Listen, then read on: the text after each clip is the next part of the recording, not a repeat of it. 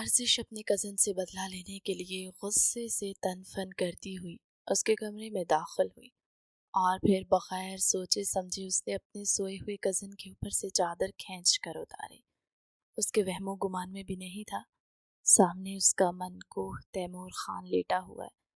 Timur کی بھی ابھی صرف 5 منٹ پہلے آنکھ لگی تھی۔ پوری رات وہ ایک بزنس پریزنٹیشن پر کام کرتا رہا تھا اور ابھی اس کا ارادہ اپنی نیند پوری کرنے کا تھا کہ یہ چھوٹی سی لڑکی ایک بار پھر سے اس کے سر پر مسلط ہو گئی تھی۔ ارزش کی جیسے ہی تیمور پر نظر پڑی، اس نے ایک زوردار چیخ ماری اور وہاں سے بھاگنے ہی لگی تھی کہ اگلے ہی پل تیمور نے اس کی کمر پر اپنی بازو رکھی اور اسے ایک جھٹکے سے اپنے قریب کر لیا۔ ارزش کی کمر زور سے اس کے سینے کے ساتھ جا کر ٹکرائی تھی اور اس کے ساتھ ہی ایک درد بھری سسکی اس کے لبوں سے نکلی۔ اس کا پورا جسم خوف سے لرزنے لگا تھا۔ I'm really sorry، مجھے لگا تھا کہ فرحان سو رہا ہے، اس نے کانپتے ہوئے لہجے میں کہا۔ یہ سن کر تیمور کا دماغ مزید گھوم گیا تھا، کیونکہ اس نے ارزش کو منع کیا ہوا تھا کہ اپنے میل کزن کے کمرے میں نہ جایا کرو، جبکہ وہ ہمیشہ بھول جاتی، لیکن آج وہ بری طرح سے پکڑی گئی تھی۔ پلیز مجھے چھوڑ دیں، شاید میں نیند میں چلتے چلتے یہاں پر آ گئی ہوں۔ آپ کو تو پتہ ہے مجھے نیند میں بے وقوفیاں کرنے کی عادت ہے۔ ارزش نے بہانہ بنانے کی کوشش کی تو تیمور نے اگلے ہی پل اس کے بازو سے پکڑ کر اس کا رخ اپنی جانب موڑا اور اس کی آنکھوں میں جھانکتے ہوئے سرسراتے ہوئے لہجے میں بولا، پھر تمہیں ایک اور بات بتاتا چلوں کہ مجھے بھی نیند میں بہت کچھ کرنے کی عادت ہے، اور خاص طور پر اس وقت جب ایک خوبصورت حلال بیوی میرے بازوؤں میں موجود ہو۔ اس کا لہجہ آنچ دیتا ہوا تھا۔ ارزش بری طرح سے تڑپ کر رہ گئی تھی۔ اس نے ایک بار پھر سے وہاں سے بھاگنے کی کوشش کی تو اب کی بار تیمور نے اس کے کندھے پر اپنے ہاتھوں کا بوجھ بڑھایا اور سرسراتے ہوئے لہجے میں بولا، خبردار جو یہاں سے تم 1 انچ بھی ہلی، اب تم اس وقت تک نہیں جاؤ گی جب تک میں تمہیں اجازت نہیں دیتا۔ نیند تو میری تم نے ویسے ہی برباد کر دی ہے، میں نہیں چاہتا کہ میری رات بھی برباد ہو جائے۔ یہ کہہ کر وہ اس کے چہرے پر جھک گیا تھا۔ ارزش نے بے اختیار اپنے لبوں پر زبان پھیری۔ آپ کیا کرنے والے ہیں؟ کیا آپ مجھے سزا دیں گے؟ ارزش کے پوچھنے پر تیمور کے لبوں پر ایک عجیب سی مسکراہٹ رنگ گئی تھی، جس سے ارزش کو ہمیشہ ہی ڈر لگتا تھا۔ ہاں، کیونکہ اس بار تمہاری غلطیاں زیادہ ہیں۔ وہ اس کے بالوں کی لٹ کو اپنی انگلی کے گرد گھماتے ہوئے بولا، آج پوری رات کے لیے تم میرے ہی کمرے میں رکو گی، کیونکہ تمہیں پتہ ہے جب ایک بار میری نیند اڑ جائے تو دوبارہ مجھے نیند نہیں آتی۔ پوری رات تو مجھے انٹرٹین کرو گی، ویسے بھی آج حویلی میں کوئی بھی گھر کا بڑا نہیں ہے۔ اس کی باتیں سن کر ارزش کو زمین قدموں کے نیچے سے نکلتی ہوئی محسوس ہوئی۔ وہ تیمور خانزادہ جس سے سخت جان اور رومانٹک شخص کے ساتھ 5 منٹ بھی مشکل سے تنہائی میں گزارتی تھی، اور وہ اسے پوری رات اپنے ساتھ گزارنے کے لیے کہہ رہا تھا۔ بے بسی کے مارے ارزش کی آنکھوں میں آنسو آ گئے تھے۔ دیکھیں، یہ غلط ہے، میں دادا جان سے جا کر آپ کی شکایت لگا دوں گی، میں ان کو بتاؤں گی کہ آپ میرے ساتھ۔ وہ بات کرتے کرتے یکدم خاموش ہو گئی تھی۔ تیمور نے اگلے ہی پل اس کے لبوں پر اپنا انگوٹھا رکھا اور اس کو مسلتے ہوئے بولا، کتنے غلط بات ہے، میں نے تمہیں سمجھایا بھی تھا کہ میاں بیوی کے جو آپس کے مومنٹس ہوتے ہیں ان کو آپس میں ہی رکھنا چاہیے، لیکن ابھی میں آپ کی بیوی نہیں ہوں، ابھی صرف ہم دونوں کا نکاح ہوا ہے، وہ دو بدو بولی۔ تو تیمور نے اس کی کمر پر اپنے ہاتھ کی گرفت کو مزید تنگ کیا۔ اب کی بار وہ درد سے پھڑ پھڑا کر رہ گئی تھی۔ میں نے بھی تمہیں سمجھایا تھا پیاری لڑکی کہ شادی ضروری نہیں ہے، ویسے بھی تو مجھ پر آلریڈی حلال ہو چکی ہو، اور جس طرح کی تمہاری حرکتیں ہیں ان کے مطابق تو مجھے 3-4 بار تمہارے ساتھ ازواجی تعلق بھی قائم کر لینا چاہیے تھا، لیکن یہ میرا صبر ہے، اور اسے اپنی خوش قسمتی بھی سمجھو۔ اس کا لہجہ یکدم بھاری ہونے لگا تھا۔ جیسے ہی ارزش نے اس کے انداز میں خمار محسوس کیا، اس نے بے احتیاط اپنی آنکھیں بند کر لی تھی۔ اس دوران اس کے ہاتھ مضبوطی سے تیمور کے کندھے پر جمے ہوئے تھے۔ تیمور کافی دیر تک اس کے چہرے کے نقوش کو دیکھتا رہا، जैसे उनको हिफ्ज करने की कोशिश कर रहा हो। अगले ही पल वो उसके होंठों पर छिप गया और कतरा कतरा उनको पीने लगा। ये लम्स इस कदर सुकून देने वाला था कि अर्जिश की आंखें खुद ब खुद ही बंद होती चली गई थी। वो लाख एहतजाज भी करती तब भी वो उस वक्त तक उस दुश्मने जान के चुंगल से नहीं निकल सकती थी जब तक ये शख्स उसे इजाज़त नहीं दे देता। और अब तो वैसे ही उसने खुद अपने पाँव पर कुल्हाड़ी मारी थी। इतनी आसानी से यहाँ से फरार होने का तो कोई जवाब ही नहीं बनता। उसकी सांसें पीने के बाद तैमूर हल्का सा उससे अलग हुआ और उसकी आंखों पर फूंक मारते हुए बोला, तुम तो मेरी सोच से भी ज्यादा मीठी हो गई हो। ये कहकर वो उसके निचले होंठ को अपने मुंह में लेकर दोबारा से चूमने लगा था। अर्जिश के मुंह से अब दबी दबी सी सिसकियां निकल रही थी। वो बेचैनी के आलम में तैमूर का नाम पुकार रही थी। प्लीज ऐसा मत करें, मुझे बहुत ज्यादा बेचैनी हो रही है, उसने लरजते हुए लहजे में कहा। उसकी सांसें भी फूल गई थी, जबकि उसका अंदाज देखकर तैमूर अक्सर ही परेशान हो जाता था कि अभी तो उसने अपनी शिद्दतों का 20% भी नहीं दिखाया और मोहतरमा की ये हालत है, और जब वो पूरा 100% दिखाएगा तब इस लड़की का क्या हाल होगा। मुझे आज मौका दो, आज मैं तुम्हारी हर तरह की बेचैनी दूर कर दूंगा। ये कहकर तैमूर ने उसको उठाया और अपनी गोद में बिठा लिया।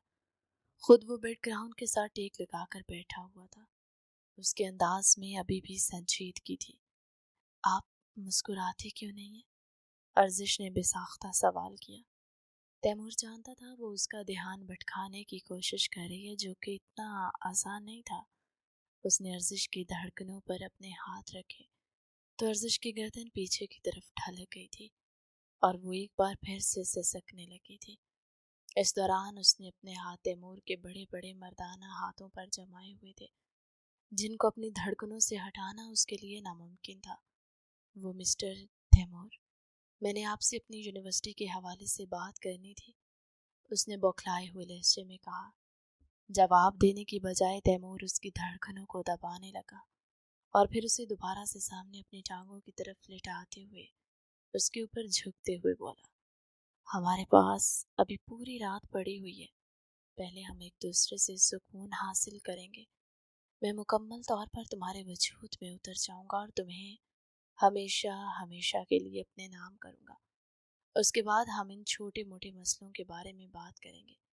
उसका लहजा अटल था। अर्जिश बेबसी से करवट बदल कर रह गई थी, जबकि उसके इस अंदाज पर तैमूर ने उसे मुकम्मल तौर पर उल्टा लिटा दिया था और अब वो उसकी पुश्त पर उंगलियां चला रहा था। तुम्हारी कमर मुझे बहुत पसंद है, दिल करता है इसको खा जाऊं। ये कहकर तैमूर दोबारा से उसके कानों में झुका और उसके लू को अपने दांतों में लेकर हल्का हल्का सा दबाने लगा।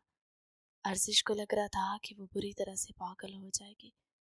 जब भी वो उस शख्स की कुर्बत में आती थी उसकी सारी शरारतें भी दम तोड़ जाती थी। वो हर चीज़ मुकम्मल तौर पर भूल जाती थी।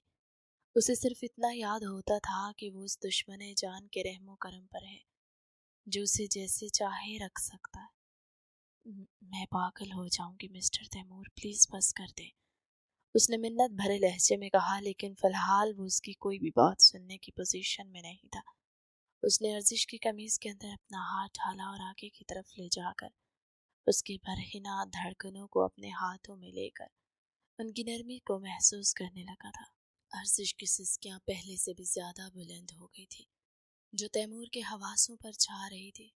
बस इसी तरह से ही मेरा नाम पुकारती रहो, उसकी गर्दन को चूमते हुए बोला। उसके साथ साथ वो उसकी धड़कनों को भी दबा रहा था। अर्जिश ने उसके चुंगल से निकलने की कोशिश की तो तैमूर ने उसको खींचकर फिर से अपने नज़दीक कर लिया।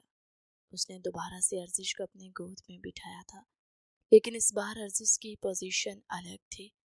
अर्जिश की पीठ उस वक्त तैमूर के सीने के साथ लग रही थी, जबकि आगे से वो उसकी धड़कनों को अपने हाथों में लिए दबा रहा था और साथ साथ उसकी गर्दन पर अपने जुनूनियत के निशान छोड़ रहा था। ये वाहद लड़की थी जो उसे पागल करने का हुनर रखती थी और जिसने तैमूर खानज़ादा को अपना दीवाना बना रखा था। लेकिन वो मोहब्बत में इस कदर पागल भी नहीं था। जहाँ पर अर्जिश की गलती होती थी वो वहाँ पर उसे डांटता था, جس کی وجہ سے اکثر ارزش اسے ناراض رہتی تھی۔ ارزش کو جیسے ہی محسوس ہوا کہ تیمور کے ہاتھ اس کی شرٹ پر جمے ہوئے ہیں تو وہ جی جان سے لرز اٹھی تھی، کیونکہ تیمور کا ارادہ اب اس کی شرٹ کو اس کے وجود سے الگ کرنے کا، اور ایسا پہلی بار ہو رہا تھا۔ ارزش نے زور و شور سے نفی میں گردن ہلائی۔ نہیں، ایسا مت کرے۔ اب ایک بار اس کی آنکھوں سے آنسو بہنے لگے تھے جنہیں دیکھ کر تیمور اس کی طرف اٹھا تھا۔ اس نے آگے بڑھ کر ارزش کے آنسو صاف کیے۔ رو کیوں رہی ہو؟ میں کچھ بھی غلط نہیں کر رہا ہوں، اور بیوی ہو تو میری، میں تم پر پورا حق رکھتا ہوں۔ وہ سنجیدہ لہجے میں بولا تو ارزش نے سسکتے ہوئے جواب دیا، اگر ابھی میں نے آپ کو سب کچھ دکھا دیا تو پھر شادی کی رات کے لیے کیا بچے گا؟ اور میری سہیلیاں بھی یہی کہتی ہیں، شادی سے پہلے شوہر کو کچھ بھی نہیں دکھانا چاہے، ورنہ اس کا دل بھر جاتا ہے۔ تیمور اس کی باتیں سن کر اس بار بھی نہ چاہتے ہوئے مسکرا دیا تھا۔ پھر جو تمہاری سہیلیاں ہیں ان کا تجربہ بہت خراب ہوا ہے۔ تمہارے معاملے میں وعدہ کرتا ہوں کہ تمہارا حسن دیکھ کر میں تمہارا مزید اسیر بن جاؤں گا۔ چلو شاباش، اب اچھی بیویوں کی طرح اپنی شرٹ اوپر اٹھاؤ۔ یہ سن کر ارزش کے گال ٹماٹر کی طرح لال ہو گئے تھے۔ اس نے پوری قوت سے نفی میں گردن ہلا دی تھی۔ ایسا کبھی بھی نہیں ہوگا مسٹر، میں خود سے ایسا کبھی نہیں کروں گی۔ اس کی زبان اچانک سے پھسلی تو تیمور نے اس کی ٹانگوں کو پکڑ کر اسے کھینچ کر ایک بار پھر سے اپنے قریب کیا۔ تو پھر ٹھیک ہے، مجھے اس چیز کی اجازت دو، وعدہ کرتا ہوں اس سے زیادہ اور کچھ بھی نہیں کروں گا۔ ارزش بے بسی سے اپنے لب کاٹنے لگی تھی۔ جب تیمور نے اس کی حرکت دیکھی تو اس کے نچلے ہونٹ کو اس کے دانت سے چھڑایا اور اس کو چومتے ہوئے ان پر ظلم نہ ڈھایا کرو، اس چیز کا حق صرف اور صرف میرے پاس ہے۔ یہ کہہ کر اس نے ارزش کے گرد اپنے بازو حائل کر دیے تھے اور اپنا ماتھا اس کے ماتھے کے ساتھ جوڑے اس کی سانسوں کو محسوس کر رہا تھا جو کہ بہت تیز تیز چل رہی تھی۔ ارزش کا سینہ بھی مسلسل اوپر نیچے ہو رہا تھا۔ وہ اس وقت 18 سال کی تھی، اپنی جوانی کے جوبن پر تھی، اور جذبات بھی اچانک بھڑک جاتے تھے۔ یہی تو وجہ تھی کہ وہ چاہ کر بھی تیمور کو انکار نہیں کر سکتی تھی۔ آپ ہمیشہ مجھ پر غصہ کرتے رہتے ہیں۔ ارزش نے ایک بار پھر سے اس کا دماغ بھٹکانے کی ناکام کوشش کی تھی، کیونکہ تمہاری حرکتیں ہی ایسی ہیں۔ یہ کہہ کر کہ تیمور نے اس کی شرٹ اٹھائی اور اس کے اندر اپنا منہ ڈال دیا۔ ارزش کے لیے سب کچھ بالکل اچانک تھا، جیسے تیمور کے ہونٹ اس کی دھڑکنوں سے جا کر ٹکرائے۔ ارزش کی سسکیاں بلند ہونے لگی تھی۔ اس نے تیمور کے بالوں کو اپنے ہاتھوں میں جکڑ لیا تھا، لیکن اس سے بھی اس کی بے چینی کم نہیں ہو رہی تھی۔ وہ اپنے پاؤں کی ایڑیاں زور زور سے بیڈ پر مار رہی تھی، جبکہ تیمور اب ہاتھوں سے بھی اس کی دھڑکنوں کو مسل رہا تھا۔ تم بہت خوبصورت ہو، اتنا کہہ کر تیمور نے بہت ہی نرمی سے اس کی شرٹ کو اس کے وجود سے الگ کیا۔ تم برا کیوں نہیں پہنتی ہو؟ تیمور نے جب دیکھا تو اس کے ماتھے پر بل پڑ گئے، جبکہ ارزش کی بوکھلاہٹ میں اضافہ ہو گیا تھا۔ وہ میں بس سونے سے پہلے نہیں پہنتی، ورنہ وہ بات کرتے کرتے خاموش ہو گئی تھی، کیونکہ الفاظ ادا کرنا بہت مشکل تھا۔ تیمور نے اس کے ہاتھوں کو اس کی دھڑکنوں کے اوپر سے ہٹانے کی کوشش کی تو ارزش تڑپ اٹھی تھی۔ آپ بہت برے ہیں، ارزش نے شکوہ کرتے ہوئے کہا تو تیمور نے نفی میں گردن ہلائی، جیسے وہ اس کی بات سے اختلاف کر رہا ہو۔ تمہیں غلط فہمی ہوئی ہے، میں برا نہیں ہوں، بلکہ حد سے زیادہ رومانٹک ہوں، اور اگر تمہیں میری شدتوں کو سہنا ہے تو اس کے لیے تمہیں بھی تھوڑا سا اسٹرانگ بننا ہوگا اور اپنی تھوڑی سی جان بنانی ہوگی۔ دیسی گھی اور مکھن کھانا سٹارٹ کر دو، کیونکہ شادی کی رات میں تم پر کسی بھی طور پر رحم نہیں کرنے والا۔ اتنا کہہ کر تیمور نے اس کے ہاتھوں کو اس کے سینے سے ہٹا دیا تھا، جبکہ ارزش نے شرم کے مارے دوبارہ سے اپنی آنکھیں بند کر دی۔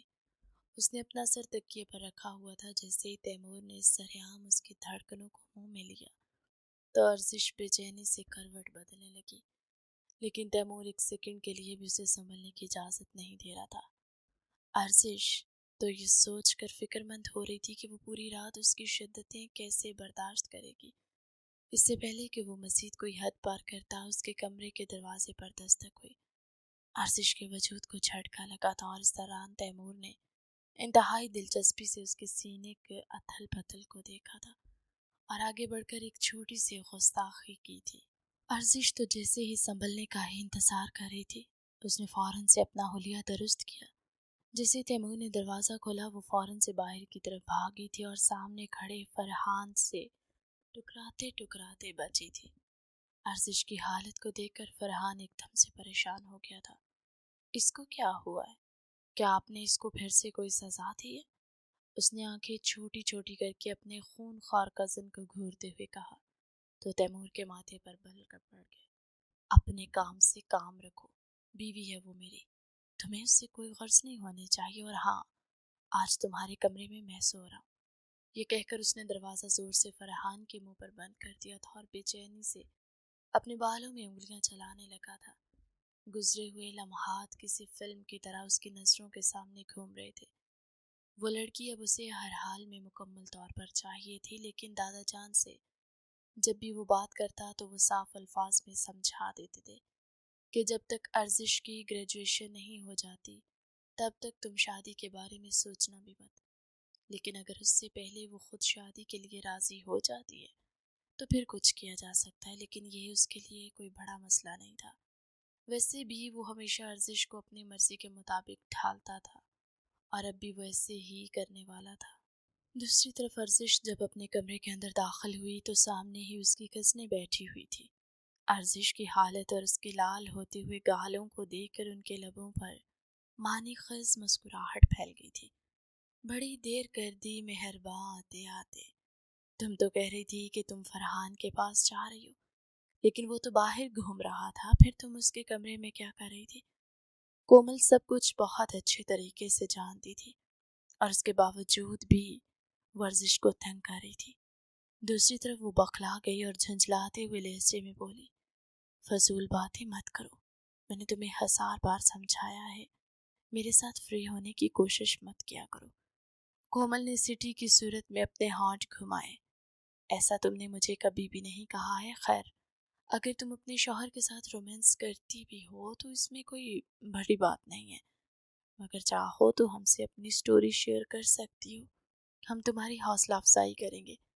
ارزش جھنجھلاتے ہوئے واش روم میں گھس گئی تھی جبکہ اس کی کزنیں کھلکھلا کر ہنسنے لگی تھی۔ ارزش کافی دیر تک شیشے کے سامنے کھڑی اپنا عکس دیکھتی رہی۔ اس کے چہرے پر تیمور کی غربت کے اثرات واضح نظر آ رہے تھے۔ یا اللہ کس قدر بے شرم انسان ہے یہ، اس نے بے ساختہ اپنے گالوں کو تھپکا تھا، اور کتنا ضدی بھی ہے، ہمیشہ مجھ پر اپنی مرضی مسلط کرتا ہے، موڈی کہیں کا۔ اس نے برا سا منہ بنایا تھا، آج بھی وہ اس کے چنگل میں پھنس گئی تھی اور کوشش کے باوجود کچھ بھی نہیں کر پائی تھی۔ یہ تو اس کی قسمت اچھی تھی کہ فرحان بر وقت وہاں پر آ گیا تھا، ورنہ کوئی بھروسہ نہیں تھا کہ وہ شخص واقعی میں مکمل طور پر اس کے وجود میں اتر جاتا، اور ابھی اسی زبردستی کا بدلہ لینے کے لیے وہ پلان بنا رہی تھی کہ کس طرح سے تیمور سے اپنا حساب کتاب برابر کر سکے۔ حالانکہ دل کے کسی کونے میں یہ بات بھی موجود تھی کہ اس کا پلان ہمیشہ کی طرح فیل ہو جائے گا اور بالآخر اسے بازوؤں میں ہار ماننی پڑے گی، لیکن جیسے اس کے دماغ میں پلان آیا اس کے لبوں پر ایک شاطرانہ سی مسکراہٹ پھیل گئی تھی۔ اس نے جلدی سے فریش ہونے کے بعد کپڑے چینج کیے۔ اس بار وہ برا پہننا نہیں بھولی تھی کیونکہ روم میں باقی لڑکیاں موجود تھی۔ بہت سے سوال جواب کرتی اور اس کی ناک میں دم کر دیتی۔ وہ ان کے پاس بیٹھنے کی بجائے اپنے سٹڈی ٹیبل پر جا کر بیٹھ گئی تھی اور زور و شور سے لکھنے لگی۔ اس کی کزن دیکھ کر حیران رہ گئی کیونکہ محترمہ نے کبھی پیپرز میں بھی نہیں پڑھا تھا۔ وہ ربی عزت نے علما کا ورد کرتے ہوئے جاتی تھی اور یہی ورد کرتے ہوئے واپس آتی تھی، اور پھر رزلٹ سے ایک ہفتہ پہلے تک چائے نماز پر بیٹھ جاتی تھی۔ اس کی خوش قسمتی یہ تھی کہ ہمیشہ ہی وہ پاسنگ مارکس لے لیتی تھی، جس میں بھی اس کا یہ کہنا تھا کہ اس کا کوئی کمال نہیں، یہ اس کی دعاؤں کا اثر ہے۔ پس پردہ یہ بھی ہوتا تھا کہ وہ ہر بار پرنسپل کو ایک موٹی رقم دے کر چیٹنگ کر لیتی تھی، لیکن ابھی اس چیز کے بارے میں وہ باقی لوگوں کو تو نہیں بتا سکتی تھی، ورنہ بقول اس کے خاندان میں اس کی بدنامی ہو جاتی۔ کومل کو بھی اب اس کا لکھنا پڑھنا ہضم نہیں ہوا تھا۔ یار ارزش، پیپرز تو ختم ہو گئے ہیں، پھر تم کون سی پڑھائی کر رہی ہو؟ یہ سن کر ارزش نے پلٹ کر اس سے خون خوار نظروں سے دیکھا۔ پتہ نہیں تم لوگوں کا مسئلہ کیا ہے، جب میں پڑھتی ہوں تب بھی تم لوگوں کو ٹینشن ہوتی ہے، نہ پڑھوں تب بھی تم لوگوں کو پریشانی ہونے لگتی ہے۔ مجھے تو ایسا محسوس ہو رہا ہے جیسے اپنی مرضی سے اب میں یہاں کچھ کر بھی نہیں سکتی۔ اٹھ کر باہر جانے لگی، لیکن جیسے ہی تیمور کا خیال آیا تو سٹپٹاتے ہوئے واپس پلٹی تھی۔ اب کی بار وہ بالکنی میں جا کر بیٹھ گئی تھی اور پھر بہت ہی سج دھج کر تحریر لکھنے لگی تھی۔ کام پورا کرنے کے بعد اس نے اس تحریر کو الماری میں چھپایا اور لاک لگا دیا۔ اس دوران بھی اس کی کزن دلچسپی سے دیکھ رہی تھی، اور پھر ارزش خود اطمینان سے بیڈ پر جا کر سو گئی تھی۔ اس کا سونے کا پرابلم نہیں تھا، وہ کہیں پر بھی سوتی تھی اسے نیند آ جاتی تھی، اور تیمور اکثر ہی اس کی سعادت کی وجہ سے اس سے جیلس ہوتا تھا، کیونکہ تیمور کو ایک تو بڑی مشکل سے نیند آتی تھی، اور جب اس کی آنکھ کسی معمولی سی آہٹ پر کھل جائے تو وہ ساری رات سو نہیں سکتا تھا۔ ابھی بھی وہ اپنے کمرے میں لیپ ٹاپ پر ارزش کی تصویریں دیکھ رہا تھا، جبکہ ارزش ادھر خوابوں میں اپنے آپ کو ہواؤں میں اڑتا ہوا دیکھ رہی تھی۔ اگلی صبح جب وہ تیمور سو کر اٹھا تو اس کے موبائل پر سینکڑوں کے حساب سے کالز لگی ہوئی تھی، جو کہ اس کی سیکرٹری کی تھی۔ وہ ایک دم سے پریشان ہو گیا تھا۔ اسے لگا تھا کہ ڈیل کے حوالے سے کوئی پرابلم ہو گئی ہے، جس کے لیے اس نے بہت زیادہ محنت کی تھی، لیکن جب اس نے موبائل کانوں سے لگایا تو اس کا سیکرٹری بوکھلاتے ہوئے بولا، سر، میں نے آپ سے پوچھنا تھا کہ آپ کا کتا کس کلر کا تھا، کیونکہ مجھے بھی براؤن کلر کا ایک کتا ملا ہے۔ صبح صبح سیکرٹری کے منہ سے کتے کا نام سن کر اس کا پارا ایک دم سے ہائی ہو گیا تھا۔ جاوید، کیا تم مجھے گالی دے رہے ہو؟ یہ سن کر وہ بوکھلا گیا اور تیزی سے نفی میں سر ہلانے لگا۔ نہیں سر، میری اتنی مجال میں آپ کو کیوں گالی دوں گا؟ میں تو بس آپ سے آپ کے کتے کے بارے میں پوچھ رہا ہوں۔ تیمور اب کی بار غصے میں آ گیا تھا۔ میرا کوئی کتا نہیں ہے، اور تمہیں پتہ ہے مجھے جانور رکھنے کا کوئی شوق نہیں ہے، پھر مجھ سے بے وقوفانہ سوال کیوں کر رہے ہو؟ اور وہ بھی صبح صبح؟ میرے سر میں ابھی شدید درد ہو رہا ہے۔ یہ کہہ کر وہ کال کاٹنے ہی لگا کہ جاوید دوبارہ سے بول پڑا، سر، پھر آپ نے اخبار میں اشتہار کیوں دیا ہے کہ جس نے بھی آپ کا براؤن کلر کا کتا آپ کو ڈھونڈ کر دیا تو آپ اس کو 1,00,000 کی رقم ادا کریں گے؟ سر، اگر آپ کہیں تو ایک بار میں یہ کتا آپ کو لا کر دکھا دیتا ہوں، ہو سکتا ہے کہ یہ آپ کا کتا ہو اور میرا کام بن جائے۔ یہ سن کر تیمور اپنی جگہ پر اچھل پڑا۔ اس نے تو ایسا کوئی بھی اشتہار نہیں دیا تھا۔ اس کے ذہن میں ارزش کا چہرہ گھومنے لگا تھا۔ لمحے کے 1000ویں حصے میں اسے ساری کہانی سمجھ میں آ چکی تھی۔ کل جو اس نے ارزش کے ساتھ کیا تھا، یقیناً وہ اسی چیز کا بدلہ لے رہی تھی۔ اس نے غصے سے اپنی مٹھی بھینچی۔ ارزش، اس بار تمہیں مجھ سے کوئی بھی نہیں بچا سکتا۔ منہ ہی منہ میں بڑبڑاتا ہوا وہ غصے سے اپنے کمرے سے باہر نکل گیا تھا، اور اس نے سیکرٹری کو بھی واضح الفاظ میں سمجھا دیا تھا کہ جس نے بھی اخبار میں اشتہار دیا ہوا ہے وہاں سے کینسل کروا دو۔ سیکرٹری بکلاتے ہوئے بولا تھا، سر، صرف اخبار کا مسئلہ نہیں ہے، اصل میں سوشل میڈیا پر بھی یہ بات وائرل ہو رہی ہے، اور مجھے تو لگتا ہے ابھی تک 15-20 لوگ تو براؤن کلر کے کتے لے کر آپ کے دروازے پر کھڑے ہوں گے۔ یہ سن کر جب وہ باہر نکلا تو سارے گھر والے لاؤنج میں پریشان بیٹھے تھے، جبکہ ارزش کچن میں کھڑی گنگناتے ہوئے اپنے لیے کھانا بنا رہی تھی۔ تیمور کو دیکھتے ہی دادی جان اٹھ کھڑی ہوئی۔ تیمور، یہ سب کچھ باہر کیا چل رہا ہے؟ سب لوگ ہی بے صبری سے اس کے اٹھنے کا انتظار کر رہے تھے، کیونکہ ان میں سے کسی کو بھی اجازت نہیں تھی کہ وہ تیمور کو سوتے ہوئے اٹھاتے، کیونکہ اس پر بھی ایک بہت بڑا بھونچال کھڑا ہو جاتا تھا۔ دادی، آپ کس بارے میں بات کریں گے؟ باہر جا کر دیکھو، تمہیں خود ہی پتہ چل جائے گا، حمیدہ بیگم نے اپنی پیشانی کو مسلتے ہوئے کہا۔ تیمور جب دروازے پر پہنچا تو وہاں پر 15 لوگ کھڑے تھے۔ ہر کسی نے ہاتھ میں بھورے رنگ کے کتے کی رسی پکڑی ہوئی تھی۔ وہ سارے کتے ایک ساتھ بھونک رہے تھے، جس سے ماحول بہت زیادہ دہشتناک بن گیا تھا۔ تیمور کو دیکھتے ہی وہ لوگ اس کی طرف لپکے، کیونکہ اخبار میں تیمور کی تصویر کے ساتھ ساتھ اس کے کتے کی بھی تصویر تھی، اس لیے وہ دونوں ہی پہچانتے تھے۔ ان کو بولو اسی وقت یہاں سے نکالو، اور ان کو بتاؤ کہ اخبار میں ایسا کچھ بھی اشتہار نہیں دیا، ان کو غلط فہمی ہو گئی ہے۔ لوگوں نے جب یہ سنا تو برے برے منہ بنانے لگے اور تیمور کو گالیاں دے کر वहीं पर ही कुत्ते की रस्सियां छोड़कर चले गए, क्योंकि उनमें से कोई भी कुत्ता उनका अपना नहीं था, बल्कि वो सड़कों से पकड़ कर लाए थे। जहाँ पर भी उनको भूरा कुत्ता मिला उन्होंने कब्जे में ले लिया कि हो सकता है कि उनकी कुछ किस्मत खुल जाए। इनको फारिग करने के बाद वो दोबारा से किचन की तरफ बढ़ा था और अर्जिश को खूनखार नजरों से घूरने लगा था। मेरे लिए 1 कप चाय बनाओ, वो उसके नज़दीक होते हुए धीमे लहजे में बोला, और मेरे कमरे में आओ, मुझे तुमसे बात करनी है।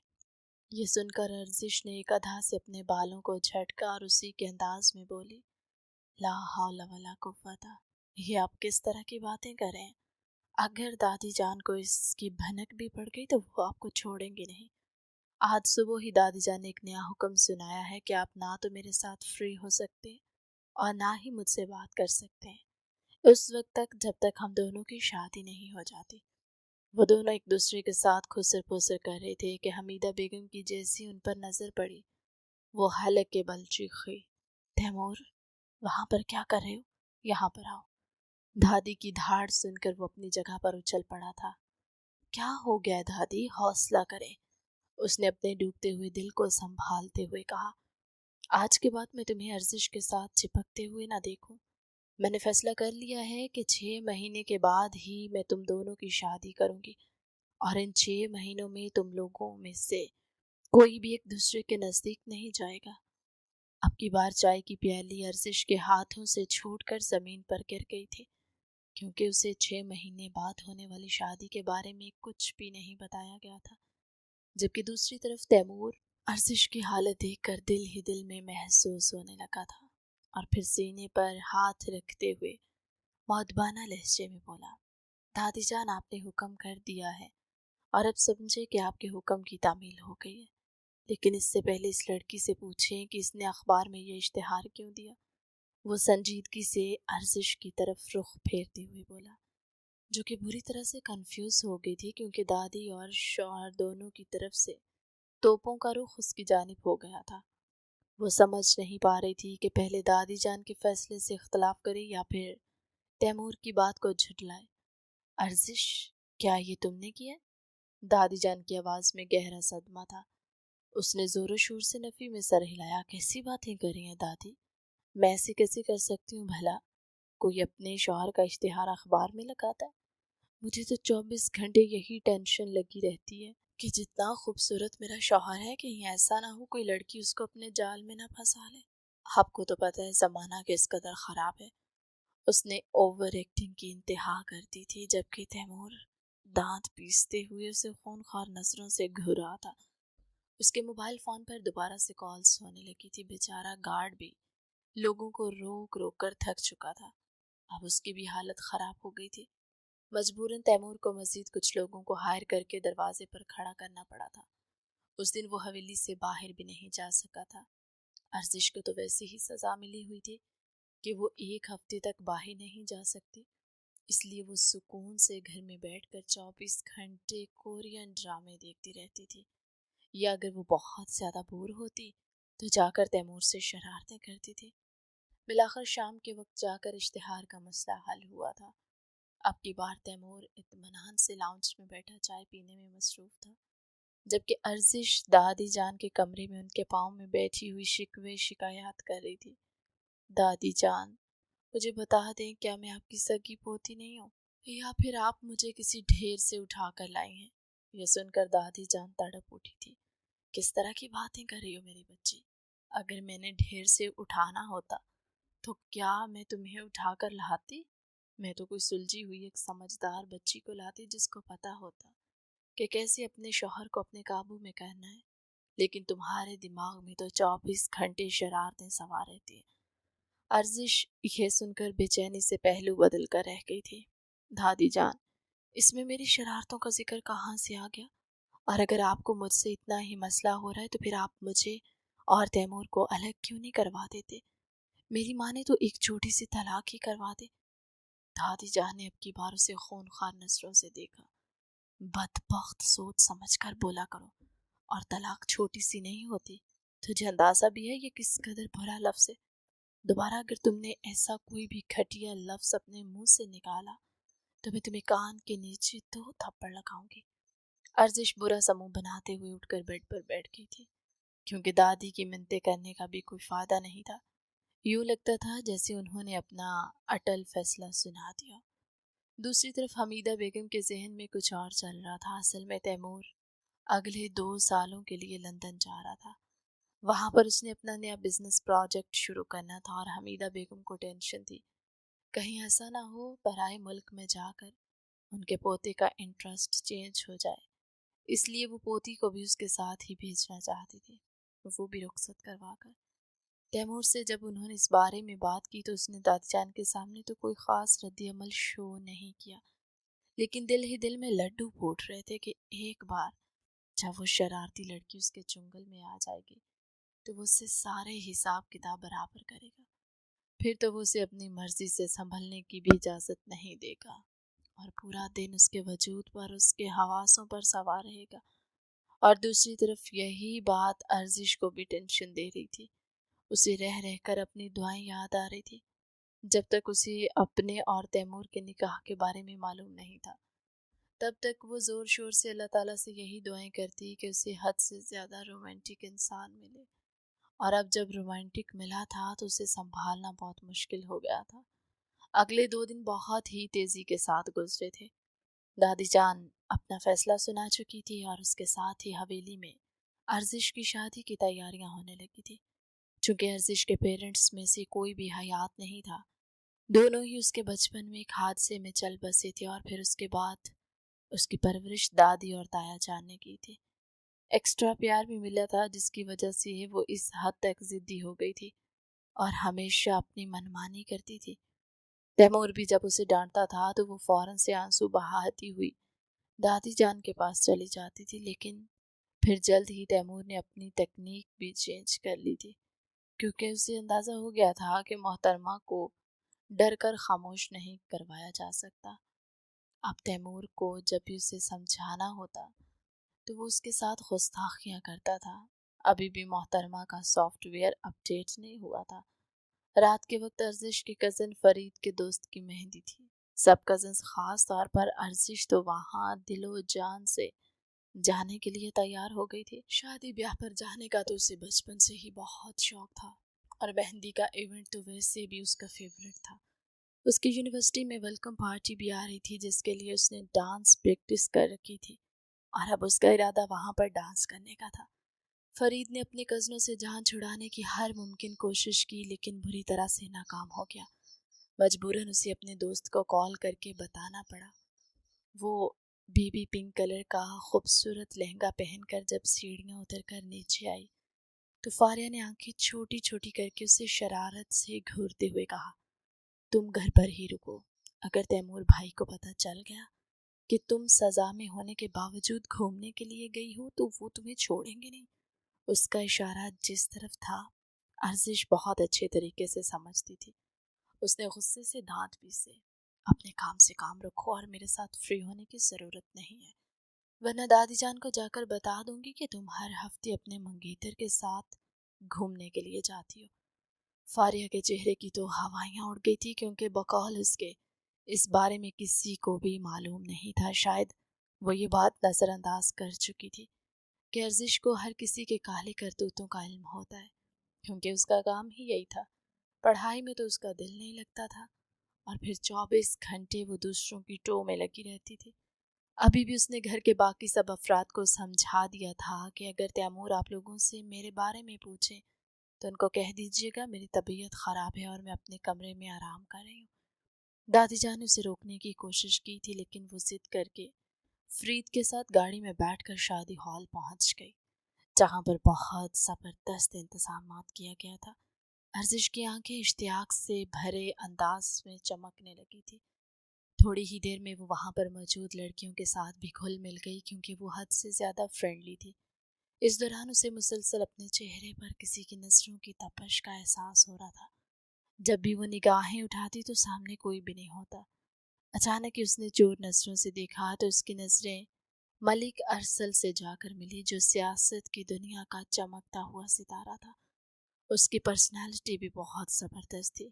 وہ 30 کی گنتی میں تھا، لیکن اپنی عمر سے کم معلوم ہوتا تھا کسی زمانے میں ارزش کو اس پر کرش تھا۔ ابھی وہ اسے اپنے سامنے دیکھ کر ایک پل کے لیے تو پاگل ہو گئی تھی۔ پھر جب ملک ارسل چلتا ہوا اس کے پاس آیا تو وہ بوکھلا گئی، کیونکہ یہ کرش اسے صرف دور سے اچھا لگ رہا تھا۔ اس کا بالکل بھی اس کے نزدیک جانے کا کوئی ارادہ نہیں تھا۔ کیسی ہیں مس؟ ارسل نے اپنے بھاری مخصوص خمار بھرے انداز میں سوال کیا تو ارزش نے بے چینی سے پہلو بدلا۔ I'm sorry لیکن میں اجنبیوں سے بات نہیں کرتی۔ یہ سن کر ارسل کے لبوں پر عجیب سی مسکراہٹ پھیل گئی تھی۔ جس طرح سے آپ مجھے دیکھ رہی تھی، آپ کی آنکھوں میں مجھے شناسائی واضح نظر آ رہی تھی، اس لیے یہ بہانہ بنانے کی ضرورت نہیں ہے۔ کیا آپ مجھے نہیں جانتی؟ اور اگر نہیں جانتی تو ابھی میں اپنا تعارف کروا دیتا ہوں۔ میں ملک ارسل ہوں۔ اس کے ساتھ ہی اس نے اپنی پولیٹیکل پارٹی کا نام بتایا اور اپنا ہاتھ ارزش کی طرف بڑھا دیا، جسے ارزش خالی خالی نظروں سے دیکھ رہی تھی، جبکہ اس کے کزن جو کہ آگے پیچھے کھڑے تھے ارزش کی طرف شرارتی انداز میں مسکراہٹیں اچھال رہے تھے۔ مسٹر ملک ارسل، میں اجنبیوں سے ہاتھ نہیں ملاتی، خاص طور پر مردوں سے تو بالکل بھی نہیں۔ آپ مجھے ان عورتوں کی گرتی میں مت گنیے جو آپ کے آس پاس مکھیوں کی طرح بن بناتی رہتی ہیں۔ نہ جانے کیوں ارزش کو اس کے اس انداز پر غصہ آ گیا تھا۔ وہ ارسل کے بارے میں جو کچھ سوچ کر بیٹھی تھی وہ سب کچھ غلط ثابت ہوا تھا، کیونکہ یہ شخص حسن پرست تھا۔ یعنی آپ نے مجھ پر اچھی خاصی ریسرچ کی ہوئی ہے میڈم۔ مجھے یہ سن کر بہت خوشی ہوئی۔ اب آپ خوش فہمی میں مبتلا ہو رہے ہیں۔ ارسل نے کندھے اچکا دیے۔ خوش فہمی بری چیز تو نہیں ہے۔ اگر یہ آپ کو خوشی دیتی ہے اور آپ کو خوش فہم ہونے کا پورا پورا حق ہے۔ وہ ایک قدم اس کی طرف بڑھا تو ارزش نے بے اختیار پیچھے کی طرف ہٹایا۔ مجھ سے دور رہ کر بات کریں۔ اس سے پہلے وہ مزید کچھ کہتے اچانک ہی اس کے درمیان تیمور آ کر کھڑا ہوا۔ وہ اس کی آمد کے لیے ذہنی طور پر تیار نہیں تھی، جبکہ تیمور کے ماتھے پر لاتعداد بل پڑے ہوئے تھے، کیونکہ سامنے کھڑا شخص اس کا بزنس کی دنیا میں سب سے بڑا حریف تھا اور ایک انتہائی کرپٹ انسان تھا جو لوگوں کی پراپرٹیز کو ضبط کرتا تھا اور لوگوں سے جھوٹے وعدے کر کے ان کے ووٹ خریدتا تھا۔ اور اب اسے ارزش سے باتیں کرتا ہوا دیکھ کر تیمور کا بس نہیں چل رہا تھا کہ اس شخص کو زندہ زمین کے اندر دفن کر دے، جبکہ ارزش کے باقی سارے کزن فوراً ہی وہاں سے سائڈ پر ہو گئے تھے۔ اب اس جگہ پر صرف ارزش اور تیمور ہی بچے تھے۔ اصل میں فرید سب لوگوں کو بتانا بھول گیا تھا کہ تیمور بھی اس کے دوست کی فیملی سے بہت اچھے طریقے سے واقف ہے اور اس کا ان کے گھر آنا جانا ہے۔ یہ بات خود اس کے اپنے ذہن سے نکل چکی تھی۔ مسٹر ملک ارسل، اگر آپ اپنی حد میں رہ کر میری بیوی سے بات کریں گے تو یہ آپ کے لیے اچھا رہے گا، تیمور نے اپنے لبوں پر دل جلا دینے والی مسکراہٹ سجاتے ہوئے کہا، جبکہ دوسری طرف ارسل کی مسکراہٹ فوراً ہی سمٹی تھی۔ اسے ایک پل کے لیے اپنے کانوں پر یقین نہیں آیا تھا، لیکن تیمور نے دوبارہ سے بات دہرائی۔ میری بیوی آپ کی موجودگی میں انکمفرٹیبل ہو رہی ہے، یا تو آپ یہاں سے چلے جائیں یا پھر ہمیں اجازت دیجیے۔ یہ کہہ کر اس نے ارزش کا بازو اپنے ہاتھوں میں پکڑا اور اسے اپنے ساتھ کھینچتا ہوا ہال کے دوسرے کونے میں لے کر گیا۔ ارزش نے اس دوران مکمل طور پر اپنا سر جھکایا ہوا تھا۔ میری کوئی غلطی نہیں تھی۔ یہ سن کر تیمور نے اسے کھا جانے والی نظروں سے گھورا۔ وہ تو اس نے دیکھ لیا تھا جب تم ہاتھ باندھ کر کھڑی تھی۔ یہ سن کر ارزش تڑپ اٹھی۔ میں تو بس اس وجہ سے دیکھ رہی تھی کیونکہ وہ کسی زمانے میں میرا کرش تھے، لیکن مجھے بالکل بھی اندازہ نہیں تھا کہ وہ ایک نمبر کے گھٹیا انسان اور دل پھینک قسم کے بندے۔ اس کے علاوہ وہ نہ جانے کیا کیا بول رہی تھی، لیکن تیمور کا ذہن تو اس ایک لفظ پر اٹکا ہوا تھا۔ کیا ارسل واقعی میں اس کا کرش تھا؟ آخر میں ایسا کیا تھا؟ تیمور سوچ میں مبتلا ہو گیا۔ اور تم کس کی اجازت سے باہر نکلی تھی؟ اچانک ہی اس کا پارا ہائی ہو گیا تھا۔ میں نے آپ سے پرمیشن لی تو تھی۔ ارزش نے آنکھیں حیرت سے پھیلا کر اس کے منہ پر صاف جھوٹ بولا۔ تیمور نے اسے تیکھی نظروں سے دیکھا۔ میرے ساتھ ڈرامے مت لگاؤ۔ تم نے مجھ سے پرمیشن کیسے لی؟ ارزش نے اگلے ہی پل اپنے ماتھے پر ہاتھ مارا۔ اوہ، میں تو بھول ہی جاتی ہوں۔ میں نے تو دادی جان کو کال کر کے آپ سے پرمیشن لینے کے لیے بولا تھا اور انہوں نے مجھے کہا تھا کہ آپ نے اجازت دے دی۔ اب وہ دوسرا جھوٹ بول رہی تھی۔ तैमूर फौरन ही समझ चुका था। वो उसके नज़दीक हुआ तो अर्जिश दीवार के साथ चिपक कर खड़ी हो गई। तुमने एक साथ बहुत सारी गलतियां कर दी हैं, अब इनका हिसाब लूँगा, लेकिन घर वापस चल कर, क्योंकि मैं नहीं चाहता यहाँ पर हम दोनों वायरल हो जाएं। चलो गाड़ी में चल कर बैठो। उसने दोबारा से अर्जिश को बाहर निकलने का इशारा किया तो वो ज़ोरों शोर से नफ़ी में सर हिलाने लगी। मैं आपके साथ अकेली गाड़ी में नहीं जाऊंगी। आपने खुद ही तो समझाया था कि लड़कों के साथ उनकी गाड़ी में कभी भी नहीं बैठना चाहिए। उनकी नीयत बदलते हुए वक्त नहीं लगता। मैंने दूसरे लड़कों के हवाले से कहा था, मैं शौहर हूँ तुम्हारा, और जिस चीज़ को तुम छुपाने की कोशिश कर रही हो ना, वो सब कुछ अपनी आंखों से देख चुका हूँ। इसमें कोई शक नहीं कि मेरी बीवी बहुत मस्त है। वो उसके कानों में झुकता हुआ उसके गालों को दोबारा से लाल अंगारा कर गया था। अर्जिश की टांगें एकदम ही लरसने लगी और उसके वजूद में कपकपी तारी हो गई थी। उसके लिए अपने पैरों पर खड़े होना बहुत मुश्किल हो रहा था। तैमूर यही तो चाहता था, उसे बेबस करना। उसने अर्जिश का बाजू पकड़ा और उसे खींचते हुए अपने साथ बाहर ले गया। वो किसी कटी हुई पतंग की तरह उसके साथ चलती जा रही थी। तो वो तुम्हारा क्रश था? अचानक ही तैमूर को वही बात याद आई तो वो खूनख्वार लहजे में बोला।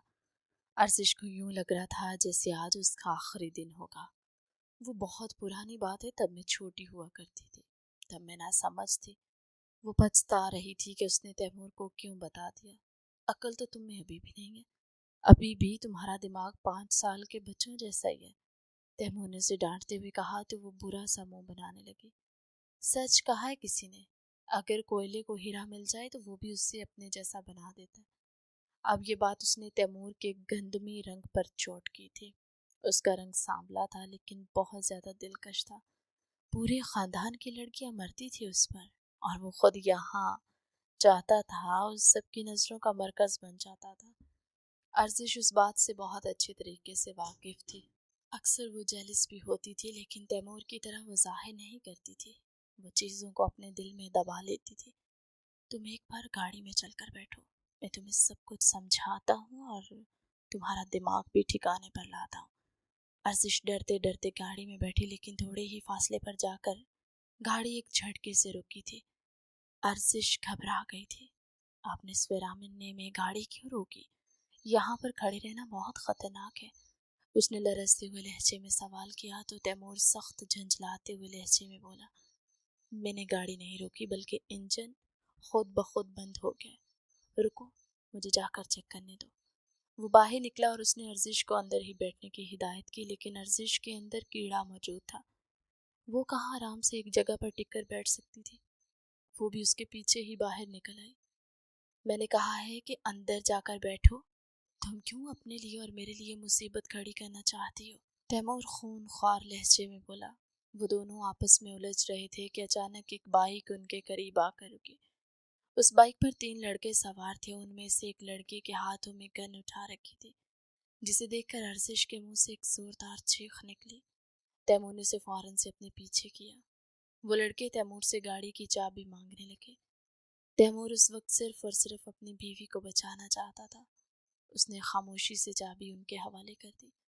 वो तीनों लड़के गाड़ी की तरफ बढ़ ही रहे थे कि उनमें से एक खबासत भरे अंदाज में बोला, सिर्फ गाड़ी से क्या होगा, लड़की भी उठा लेते हैं, फिर तो गाड़ी चलाने का भी मजा आएगा और गाड़ी में बैठने का भी स्वाद आ जाएगा।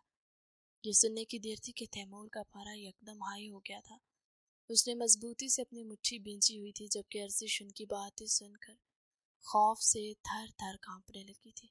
उसने तैमूर की शर्ट को अपनी मुट्ठी में जोर से दबोचा हुआ था, जैसे वो उसके वजूद में पनाह तलाश करने की कोशिश कर रही हो। ओए चलो, अपनी औरत को हमारे हवाले कर, हम सुबह तुझे वापस कर देंगे। हमें थोड़े से मज़े लेने हैं बस, और कुछ भी नहीं। वो लड़का तैमूर की तरफ बढ़ा। उसके हाथों में पिस्टल था और तैमूर जानता था वो किसी भी वक्त गोली चला देगा। उसकी बात सुनकर तैमूर ने अर्जिश का हाथ पकड़ा। अर्जिश को यूं लगा जैसे वो उसे उस लड़के के हवाले कर देगा, लेकिन अभी वो लड़का उसे छूने ही लगा। तैमूर ने एक जोरदार मुक्का उसके पेट पर मारा तो वो दर्द से बिलबिला उठा। उसके साथ ही तैमूर ने एक लात उसके हाथ पर मारी, जिसमें उसने पिस्तौल पकड़ रखा था। थोड़ी ही देर में वो पिस्तौल तैमूर के हाथ में आ गया था। اگلے ہی کچھ لمحوں میں اس نے وہاں پر موجود تینوں لڑکوں کی حالت خراب کر دی تھی۔ وہ زمین پر پڑے درد سے بلبلا رہے تھے، جبکہ تیمور ان پر مسلسل لاتوں کی بارش کر رہا تھا۔ تم لوگوں کی ہمت بھی کیسے ہوئی میری عورت پر نظر ڈالنے کی؟ اس کا بس نہیں چل رہا تھا کہ وہ ان کو جان سے مار دے۔ ارزش نے آگے بڑھ کر اسے بڑی مشکل سے روکا۔ وہ خود حد سے زیادہ ڈری ہوئی تھی۔ وہاں پر پولیس پہنچ چکی تھی اور اس کے ساتھ ہی تیمور نے بھی ارزش کو گھر بھجوا دیا تھا اور خود وہ باقی کارروائی مکمل کرنے کے لیے تھانے رک گیا تھا۔ وہ لڑکوں کو عبرتناک سزا دلوانا چاہتا تھا تاکہ وہ دوبارہ کبھی بھی ایسا کرنے کے بارے میں اپنے خوابوں میں بھی نہیں سوچے۔ ادھر ارزش ابھی تک بہت زیادہ ڈری ہوئی تھی۔ کچھ دیر پہلے جو کچھ ہوا تھا وہ کسی ڈراؤنے خواب کی طرح اس کے حواس پر سوار تھا۔ وہ تو خود ہی اپنی ضد کی وجہ سے مصیبت کو دعوت دے بیٹھی تھی، مگر اس ہولناک لمحے نے اس کی دنیا بدل کر رکھ دی تھی۔ آج پہلی بار اسے شدت سے احساس ہوا تھا کہ اس کی زندگی میں تیمور جیسی شخصیت کا ہونا کتنی بڑی نعمت ہے۔ وہ جو ہمیشہ تیمور کی ڈانٹ ڈپٹ، اس کی سختی اور اس کی بیجا پابندیوں سے چڑھتی تھی، آج اسی شخص کی ڈھال بن جانے پر دل سے فدا ہو رہی تھی۔ اس نے سوچا کہ اگر آج تیمور نہ ہوتا یا وہ ذرا سا بھی کمزور پڑ جاتا تو ان آدمیوں کے ناپاک ارادے کیا کچھ نہ کر گزرتے۔ اس نے کانپتے ہاتھوں سے اپنے سینے پر ہاتھ رکھا اور بے اختیار سجدہ شکر ادا کرنے لگی۔ اس کی ہچکیاں بندھی ہوئی تھی اور زبان پر بار بار یہی الفاظ جاری تھے: یا اللہ، تیرا لاکھ لاکھ شکر ہے کہ تو نے مجھے ایک ایسے محافظ کے حصار میں دیا جو میری عزت اور جان کی خاطر اکیلے ہی ان درندوں کے سامنے چٹان بن کر کھڑا ہو گیا۔ اسے آج سمجھ آیا کہ تیمور کی وہ سختیاں اور وہ غصہ دراصل اس کی حفاظت کا دوسرا نام تھا، جو وہ ایک بے عقل اور نادان لڑکی کو سنبھالنے کے لیے کرتا تھا۔ دوسری طرف تھانے کے تمام معاملات نپٹا کر تیمور جب حویلی واپس لوٹا تو اس کا غصہ ابھی تک ساتویں آسمان پر تھا۔ اس کی پیشانی کی رگیں تن چکی تھی اور دل کی دھڑکنیں اس خیال سے تیز تھی کہ ذرا سی غفلت کتنی بھاری پڑ سکتی ہے۔ وہ سیدھا ارزش کے کمرے کی طرف بڑھا اور بغیر دروازہ کھٹکھٹائے اندر داخل ہوا۔ ارزش کو دیکھتے ہی اس کا ضبط جواب دے گیا۔ وہ غصے سے تن فن کرتا ہوا اس کے قریب آیا اور دبی ہوئی آواز میں بولا: تم ہمیشہ ایسا کیوں کرتی ہو ارزش؟ اور کس بے وقوفی کے تحت تم گاڑی سے باہر نہیں نکلی تھی؟ میں نے کتنی بار تمہیں منع کیا ہے کہ اپنی ان حماقتوں سے باز آ جاؤ۔ اگر آج تمہیں ذرا سا بھی کچھ ہو جاتا تو میں کیا کرتا؟ اس کے الفاظ غصے اور بے بسی کی شدت سے بھرے ہوئے تھے، لیکن ان میں ایک ایسا چھپا ہوا خوف بھی تھا جو صرف کسی کو کھونے کے ڈر سے جنم لیتا ہے۔ تیمور کے منہ سے یہ جملہ سنتے ہی ارزش کا دل بھر آیا۔ اس کا مزید غصہ برداشت کرنے کی بجائے اس کے اندر کا سارا ڈر اور گھٹن ایک طوفان کی طرح امڈ آئی۔ اگلے ہی لمحے بغیر ایک سیکنڈ ضائع کیے ارزش نے آگے بڑھ کر اپنے دونوں بازو تیمور کے گلے میں ڈال دی اور اپنا چہرہ اس کے مضبوط سینے میں چھپا کر پھوٹ پھوٹ کر رو دی۔ اس کی اس حرکت نے تیمور کے تمام غصے کو ایک ہی لمحے میں پگھلا کر راکھ کر دیا۔ وہ خاموش ہو گیا اور اس کے سر پر محبت اور بے پناہ اپنائیت سے اپنا ہاتھ پھیرنے لگا۔ کچھ دیر تک وہ بس یوں ہی روتی رہی، یہاں تک کہ اس کی ہچکیاں معدوم ہونے لگی۔ جب اس کے دل کا بوجھ کچھ ہلکا ہوا اور خوف کی جگہ سکون اترنے لگا تو اس نے سر اٹھا کر تیمور کی طرف دیکھا۔ اس کی پلکیں آنسوؤں سے بھیگی ہوئی تھی اور گال سرخ ہو رہے تھے۔ آپ اتنے بھی برے نہیں ہیں جتنا برا میں آپ کو سمجھتی تھی۔ سچ کہوں تو آپ بہت اچھے انسان ہیں مسٹر تیمور۔ اس کے لہجے کی یہ معصومیت اور اعتراف تیمور کے دل کو چھو گیا۔ اچانک اسے اپنے اور تیمور کے درمیان کی قربت کا شدت سے احساس ہوا۔ اسے یاد آیا کہ وہ اس وقت اکیلے کمرے میں اسی دشمن جان کی باہوں میں موجود ہے جسے وہ ہمیشہ بھاگنے کے بہانے تلاش کرتی تھی۔ اس کے دل کی دھڑکنیں ایک بار پھر بے قابو ہونے لگی اور اس نے گھبرا کر پیچھے ہٹنے کی کوشش کی۔ اب مجھے جانا چاہیے، بہت رات ہو گئی ہے، وہ ہڑبڑاتے ہوئے بولی اور خود کو چھڑانے کی کوشش کی۔ اب کی بار تیمور کہاں اسے جانے دینے والا تھا۔ اس نے لمحے کا ضیاع کیے بغیر اپنا ایک ہاتھ مضبوطی سے اس کی نازک کمر پر رکھا اور ایک ہلکے سے جھٹکے کے ساتھ اسے واپس اپنے بے حد قریب کھینچ لیا۔ ارزش کا پورا وجود ایک بار پھر اس کے چوڑے سینے کے ساتھ آ کر ٹکرایا۔ تیمور کے لبوں پر ایک دلکش اور شاطرانہ مسکراہٹ رنگ گئی تھی۔ وہ اس کے بالکل قریب جھکتے ہوئے سرسراتے ہوئے لہجے میں بولا، کہاں پر جا رہی ہو اتنی جلدی؟ پیاری لڑکی، تم نے مجھے پورا دن جو سٹریس اور ڈراموں میں الجھائے رکھا ہے اور جتنا تنگ کیا ہے، اب ذرا اس کا حساب بھی تو دے کر جاؤ۔ اس کی بات سن کر ارشش کا رنگ ایک بار پھر اڑ گیا۔ وہ بری طرح گھبرا گئی اور اس کی آنکھوں میں دوبارہ بے بسی تیرنے لگی۔ میں نے کیا کیا ہے اب؟ پلیز مجھے جانے دے، میں بہت تھک گئی ہوں، وہ لرزتے ہوئے بولی، مگر تیمور نے اس کی ایک نہ سنی۔ اس نے اپنا دوسرا ہاتھ اس کے چہرے کے نقوش پر پھیرتے ہوئے اپنے لب جھکائے اور بغیر کسی تاخیر کے اس کے کانپتے ہوئے لبوں کو اپنی دسترس میں لے لیا۔ وہ اس کے ہونٹوں کو اس قدر چاہت اور شدت سے چومنے لگا کہ اس کے لمس میں اس بار ایک گہرا نشہ اور جنون تھا جو ارزش کے ہوش اڑانے کے لیے کافی تھا۔ اس دوران تیمور کا دوسرا ہاتھ اس کی دھڑکنوں کو محسوس کرتے ہوئے اس کے سینے کے قریب مچل رہا تھا اور اس کا ہاتھ وقفے وقفے سے اس کی نازک کمر کو دبوچ رہا تھا، جس سے ارزش کا پورا جسم بے چینی کے احساس سے کانپ اٹھتا تھا۔ اس کے منہ سے دبی دبی سی سسکیاں نکلنے لگی اور وہ بے چینی سے ادھر ادھر سر کرنے لگی، مگر تیمور نے اسے سنبھلنے کا ذرا سا بھی موقع نہیں دیا تھا۔ تیمور کی گرفت اتنی سخت اور پرجوش تھی کہ ارزش کے لیے اس حصار سے باہر نکلنا ناممکن ہو چکا، اور اب وہ چاہ کر بھی اس طوفان محبت سے خود کو الگ نہیں کر سکتی تھی، کیونکہ وہ جان چکی تھی یہ شخص اب اس کی روح تک میں اتر چکا ہے۔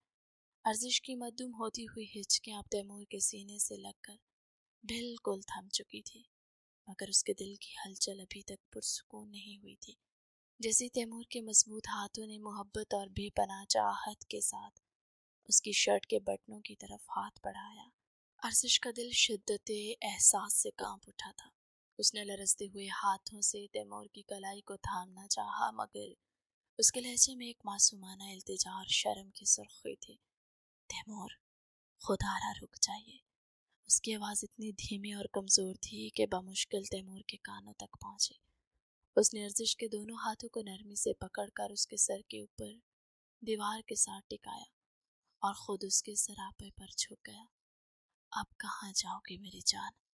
تیمور کی آواز میں ایک ایسا مدہوش کن خمار تھا جو ارزش کے ہوش اڑانے کے لیے کافی تھا۔ تم نے میرے دل کو جو اسیر کر رکھا ہے اس کا حساب تو دینا ہی ہوگا، اور ویسے بھی اب تم پر صرف میرا حق ہے اور صرف میرا۔ اس کے ان الفاظ میں اتنی اپنائیت تھی کہ ارزش کے جسم ایک سنسناہٹ دوڑ گئی۔ جیسے ہی شرٹ کا پردہ ہٹا، تیمور کی نظریں اس کے دودھی اور نازک وجود پر ٹک گئی۔ اس کے جسم کے ایک ایک نشیب و فراز پر نظر پڑتے تیمور کا ضبط ٹوٹ گیا، اس کی سانسیں بھاری ہو گئی اور وہ اس حسن کی انتہا پر پاگل ہونے لگا۔ تم میری روح کا سکون بھی ہو اور میری سب سے خوبصورت کمزوری بھی ارزش۔ تیمور کی آواز میں ایک تڑپ تھی، اور اگلے ہی لمحے اس نے ارزش کو اٹھا کر کمرے کی دیوار کے ساتھ اس طرح لگایا کہ اب ان دونوں کے درمیان ہوا کا بھی کوئی فاصلہ نہیں رہا تھا۔ اس نے بغیر ایک لمحہ ضائع کیے اپنے لب اس کے کانپتے ہوئے بھیگے ہوئے ہونٹوں پر رکھ دیے۔ اس لمس میں گہرا نشہ، برسوں کی پیاس اور دیوانہ وار چاہت سموئی ہوئی تھی۔ تیمور نے اس کی سانسوں کو اپنی قید میں لے لیا۔ وہ اس کے ہونٹوں کی نرمی کو اس قدر چاہت اور شدت سے چوس رہا تھا کہ ارزش کے منہ سے نکلنے والی چیخیں اس کے منہ میں ہی گھٹنے لگی تھی۔ اس کا ایک ہاتھ اب براہ راست ارزش کے سینے پر مچل رہا تھا، جہاں اس کے دل کی دھڑکنیں دیوانہ وار اچھل رہی تھی۔ تیمور اپنی ہتھیلی اور اپنے احساس کے ذریعے اس کی دھڑکنوں کو یوں محسوس کر رہا تھا جیسے وہ اس کی ہر ایک سانس کو اپنے اندر اتار لینا چاہتا۔ ارزش کا پورا وجود اس عشق کے طوفان میں اس طرح پگھل رہا تھا کہ اس کے منہ سے نکلنے والی دبی دبی سسکیاں اور آہیں صرف تیمور کے نام کا ورد بن چکی تھی، اور بالآخر وہ مکمل طور پر اس کے وجود میں اتر گیا۔ کچھ ہی دنوں بعد تیمور نے سب کی رضامندی سے حویلی میں دھوم دھام سے ارزش کی رخصتی کروائی اور اسے اپنے ساتھ لندن لے گیا۔ وہاں جا کر تیمور نے اسے وہ تمام خوشیاں اور اس کی پسند کی آزاد زندگی دی جس کی وہ خواہش مند تھی۔ وہ وقت کے ساتھ ساتھ ارزش کے دل کے تمام شکوے شکایات دور ہو گئے، کیونکہ تیمور نے ایک انتہائی کیئرنگ خیال رکھنے والا اور بے پناہ محبت کرنے والا شوہر ثابت ہو کر یہ ثابت کر دیا کہ اس کی ہر سختی کے پیچھے ارزش کے لیے بے حد محبت تھی۔ کہانی کیسی لگی کمنٹ سیکشن میں اپنی قیمتی رائے کا اظہار ضرور کیجیے گا۔ ملتے ایک نئی کہانی کے ساتھ ہماری اگلی ویڈیو میں، تب تک اللہ حافظ۔